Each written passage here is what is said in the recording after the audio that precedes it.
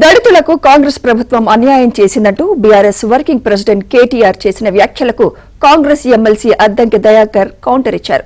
BRS హయాంలో దళితులకు తీరని అన్యాయం చేశారని మండిపడ్డారు.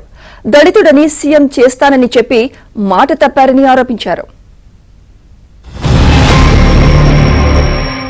చాలా మంది చాలా మాట్లాడిండ్రు. ఇప్పుడున్న ముఖ్యమంత్రి రేవంత్ రెడ్డి ఆనాడు మాట్లాడిండు. ఇప్పుడున్న ఉప ముఖ్యమంత్రి బట్టి విక్రమార్క మాట్లాడిండు. ఏం చెప్పిండు?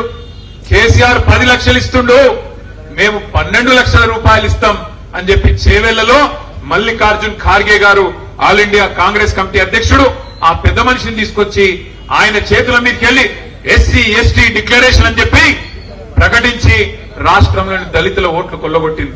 దళితుల్ని ముఖ్యమంత్రి చేస్తా అని ఏ విధంగా మోసం చేసిండ్రో, దళితులకు ఇలా దళిత బంధు ఇస్తామని ఏ విధంగా మోసం చేసిండ్రో, దళితుల యొక్క సప్లాన్ చట్టాన్ని నిర్వీర్యం చేసి దళితుల యొక్క నిధులను ఏ విధంగా డైవర్ట్ చేసిండ్రో, ఇవన్నీ కూడా కనీసము వెనుకకు చూసుకోండి. మీ యొక్క దళిత ద్రోహం ఏ విధంగా తెలంగాణలో చేసిండ్రో.